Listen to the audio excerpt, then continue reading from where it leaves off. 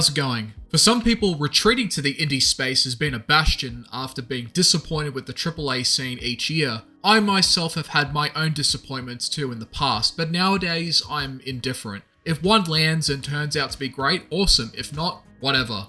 What helps is the near infinite sea of indie titles that guarantees to deliver something not only promising but also something enjoyable. Some of the best games I've ever played have been indie titles. From Hotline Miami, Katana Zero, Ultra Kill, Dusk, Deadlink, BeamNG, Minecraft, Cuphead, and many more. But as of late, I've been tipping into the indie racing scene and have looked at some of the stuff being offered. There are already some amazing projects underway, and there are already some great titles that you can find if you look beyond the AAA threshold. All you have to do is type in something along the lines of indie racing games, and more than likely you'll find Art of Rally. Art of Rally is an indie racing game that presents a dream of a world where Group B and S racing never got canned. In fact, things only just got faster, and the intense and chaotic breakneck speed of the vehicles were only pushed even further, and fans would still be out on the road trying to get the best view possible. Art of Rally celebrates the history of the sport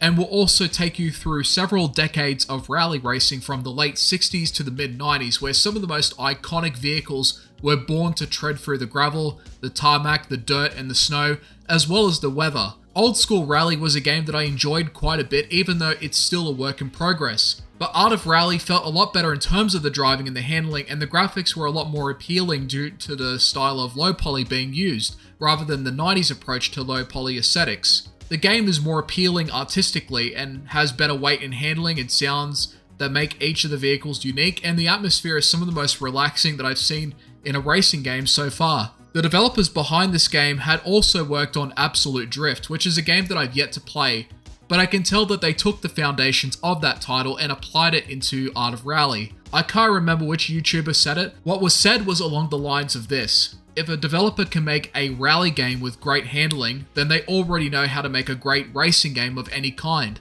Basically, Fun Selector have shown in Art of Rally that they can most definitely make a great racing game. So, let's get into this one, shall we? Technically, this game has a story of sorts, but it's more so told in the events that you partake in, like a journey, so to speak.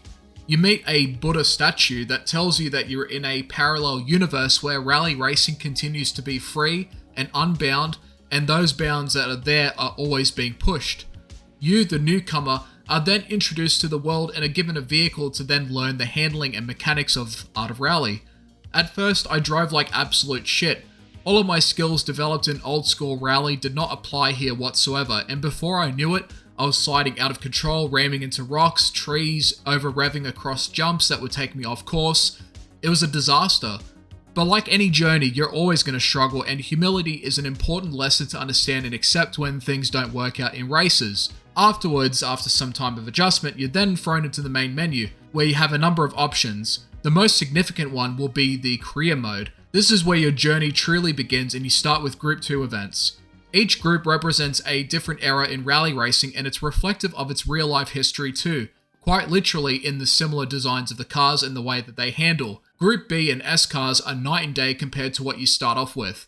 Group 2 marks a period where it was going into its stride, but the cars were slower and manageable, and weren't overwhelmingly fast like you would see later on in Group B or S or even A in this game. In any event, you go through each of the races. Each race has a stage, and completing all of the stages results in either a win or a loss. To win, you need to have the fastest overall time and points.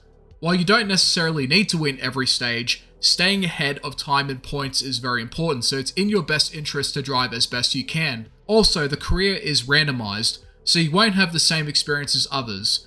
And you can also reset your season if things don't work out, but I would encourage you to just keep going anyways, regardless of the outcomes. Completing the races will unlock new vehicles and also the next event. Keeping your restarts will also unlock you new liveries for the cars.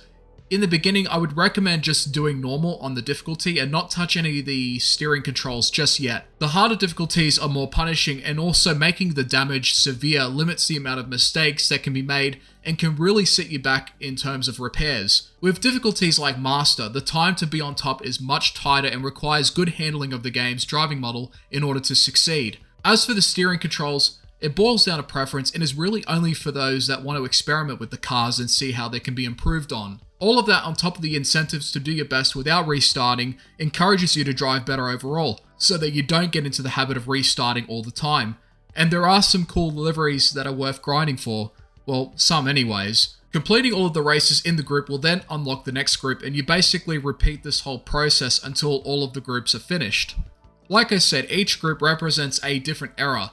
This also means that the next group will consist of harder to use vehicles than what you had before because of how much faster they are. 3, 4, B, S, and A all have a gradual progression that expects you to already be in tune with the game's handling model. And if you don't, well, that's where the practice comes in, through other game modes like Time Attack and Custom Rally. Time Attack has you going through a stage where you achieve the fastest time possible. Custom Rally lets you select a location, a stage, and what group to race in.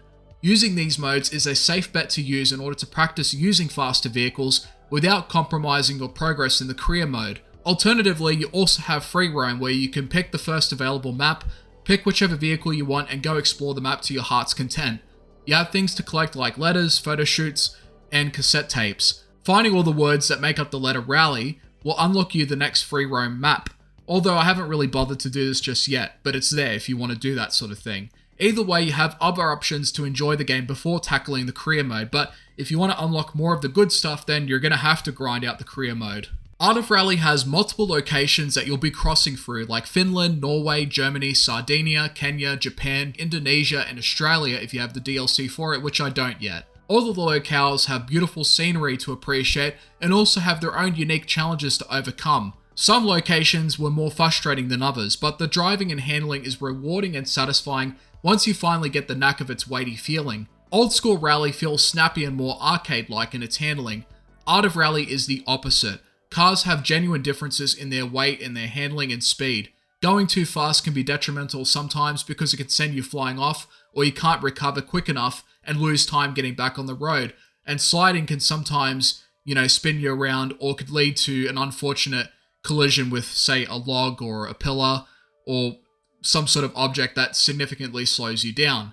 Things like that. But after a few events, I was able to play a lot better and would start winning the rest of the entire season and would finish the game a winner. And before all of that was a lot of trial and error. And even then, I still made fuck-ups and would use restarts sparingly whenever I needed it to remain ahead, while not using all of them so I could still unlock bonus liveries. Those that like a more weighted and realistic feeling in their racing games will find something to like here.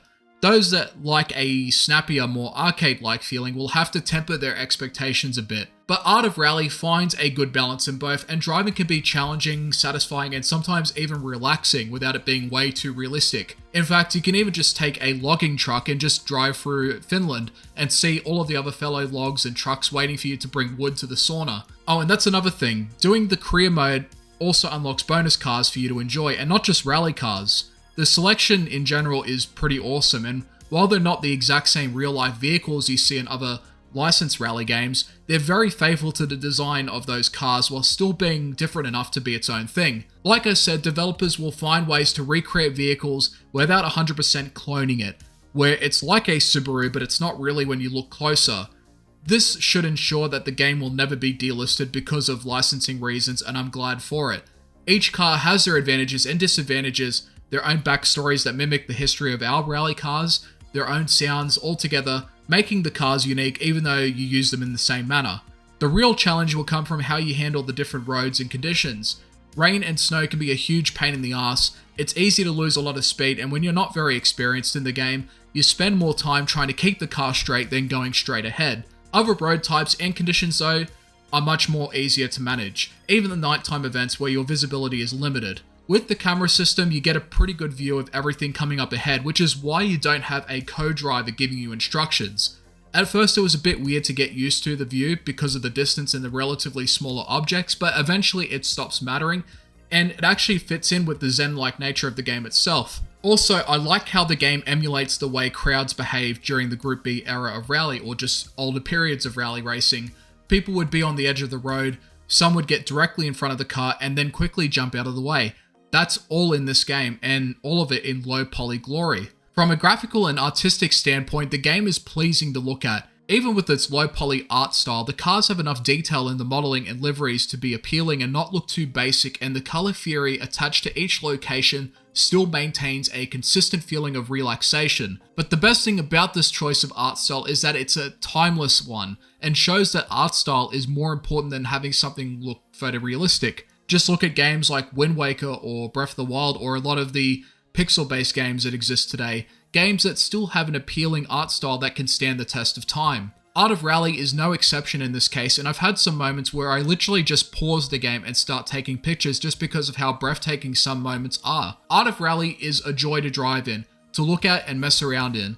It gives you a lot to uncover and experience through its locations and courses, its sizable selection of cars, its synth-like soundtrack that seamlessly rests in the background and helps set the mood to keep racing, its beautiful art style coupled with fantastic handling, and many more things added to it. It's one of the best racing games I've ever played, and the time that I've had with it has been a blast. The game is also proof that you can be a smaller studio and still make a fun and satisfying game of any kind, even racing. And before I forget, yes, the game has mod support too, where people can create their own liveries and then add them into the game. There are also other mods that change a few other things, including a different camera system, but the selection is limited in that department. On the livery side though, there is a shit ton of options, and you can find them on overtake.gg, which used to be the race department. I'll provide a link in the description so you can check that out, and I'll also provide a link on how to add liveries in Art of Rally. In any event, Art of Rally is just an awesome indie racing game with a lot to offer on the table. Those that want a challenge as well as a game to help clear the head, look no further here, and if you're into rally racing, then this is a no-brainer and you're doing yourself a disservice for not giving it a try. Thanks for watching.